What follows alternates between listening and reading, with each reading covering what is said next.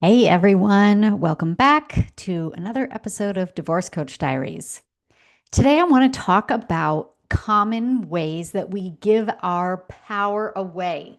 And these are things that I see come up with clients again and again and in my own life. So, before you think that if I'm teaching you about it and that must mean that I'm perfect at it, you're wrong. I am not perfect at it. I am working on these things and noticing them when I see them come up in my own life just as much as you are. So, the first way that I want to talk about that comes up again and again, especially for women, is people pleasing. We could do a whole episode on this, but for today, you are giving your power away when you are people pleasing. Now, people pleasing is not the same thing as making sacrifices or doing things for other people that you are not crazy about. That's not what I'm talking about. People pleasing, my friends, is lying. It is living for other people's approval. It's saying yes when we actually mean no. And we can say yes from a place of love and from a place of care for someone else. That feels completely different than saying yes out of resentment or dishonesty. So, people pleasing is one of the biggest ways that we give our power away. If you see it come up for you, just notice it. Be aware. Don't judge yourself. Don't shame yourself. Don't say, I shouldn't do this. Just notice it. The next way we give our power away is by seeking external validation. Now, everyone likes to be validated. This is a healthy, normal, good part of being a human. But we give our power away when we are basing our worth on whether or not other people like us, whether we're getting the praise that we want, whether they agree with us on certain things that feel really important to be agreed on. Notice it. Are you doing this? Are you basing too much of your worth on what other people think about you? If something comes up for you when you think about this, just notice it and be aware. All right. Another way we give our power away is by avoiding conflict. Now, this one is kind of tricky because I am not saying that one, we have to think that we're right all the time, that we have to loudly spew all of our opinions on everybody else that's around us. I'm not saying that we need to be unkind. And sometimes the best choice, the healthiest choice, the safest choice, the most mature choice is to be quiet. But just like with people pleasing and wanting validation, there is a different feeling inside when you are staying silent in order to try to keep the peace or even trying to manipulate the behavior of somebody else, even if this is out of self-preservation. When we are trying to control somebody else by staying silent, keeping the peace, not saying something that feels really important to say, this is when we want to notice that we are giving our power away to the other person. And it's hard, I know. A lot of you listening, myself included, we don't love conflict. It's really uncomfortable. But when it feels safe or important, try to take back some of your power and say something that needs to be said. Okay, another big way we give our power away is to blame other people. Blaming other people for the reality of our lives will never empower us. We're putting all the responsibility onto this other person, and we have no control over that at all. We have completely put ourselves in the victim place. And what do we know about victims? Victims need a hero and a savior. Victims have no power at all. And again, I know that this is a hard concept for some people to hear because the reality is there are situations in life when people are victimized, when you are the literal victim to somebody else's choices. That's not what I'm talking about right now. I am talking about the smaller ways that we blame other people for what's happening or what's happened in our lives. You'll know because it feels terrible and it feels like it's keeping you stuck. A next way that we give our power away, and this is a huge one, is by not setting and holding our own boundaries.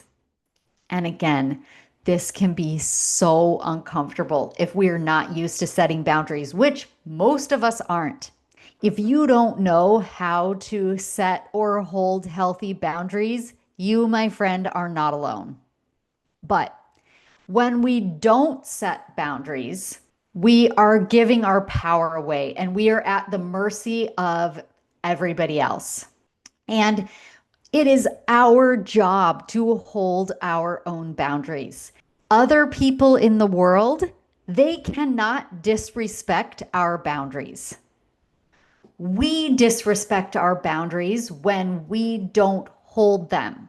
Our boundaries are about us. They're not about the other people. So the other person, they can't disrespect our boundary. We disrespect our boundary. And while I know that might be hard to hear, it is the best news ever because it means that our boundaries are within our power. We take back our power when we learn how to set and hold our own boundaries. Another way that we give away our power is by comparing ourselves to other people around us. And I'm going to do a whole episode about this probably next week because I don't actually think that comparing ourselves to others is always a bad thing. Sometimes it can be really helpful or even inspirational. But for today's purpose, the kind of comparing that I am talking about is not helpful. It doesn't serve us. It gives all of our power away. We are measuring our own value by somebody else's life, somebody else's success, somebody else's choices, the circumstances of other people's reality, even what somebody else's body looks like. When we compare our own reality to the world outside of us, it often feels so disempowering. So just notice it. If this is something that resonates with you, notice it the next time it comes up. All right. You ready for this one? This is a big one. We give our power away when we don't trust ourselves.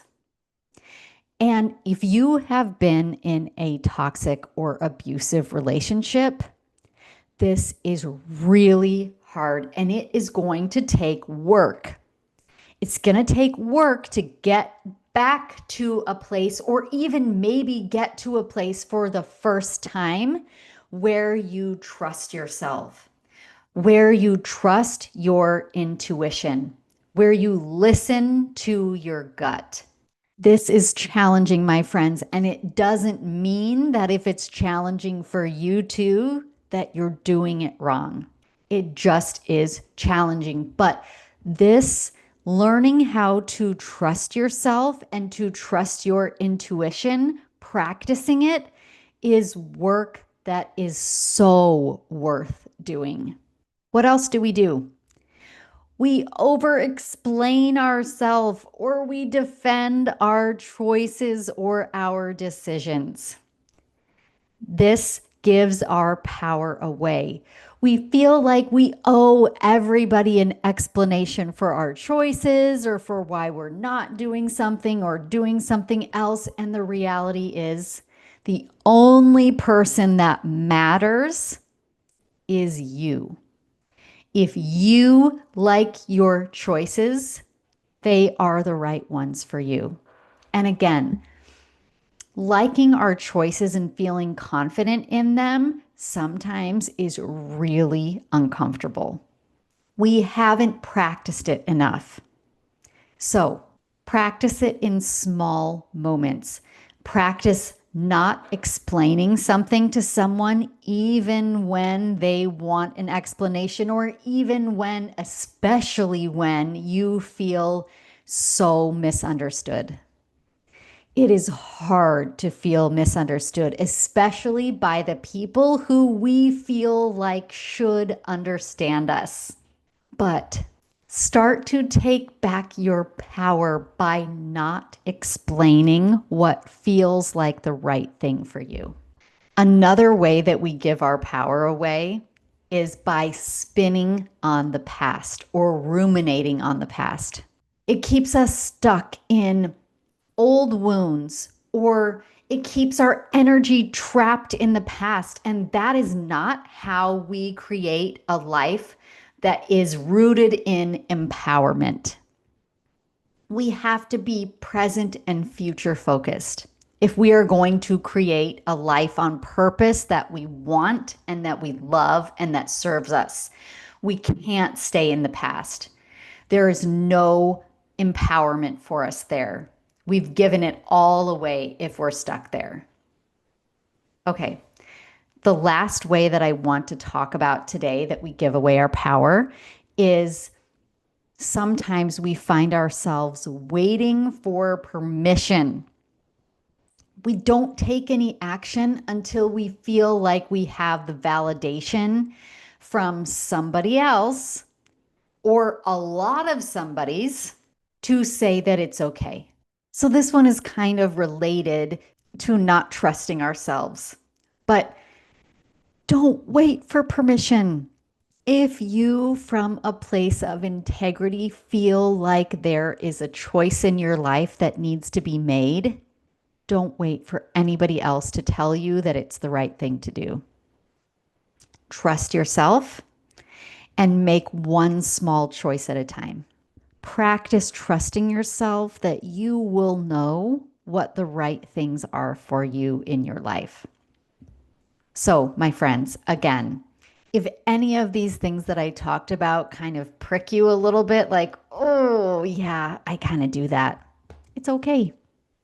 We all do. Don't judge yourself. Don't shame yourself. Just notice it.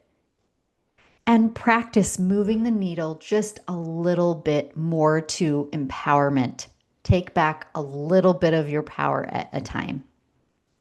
All right. Have a great week, my friends. I would love to hear from you.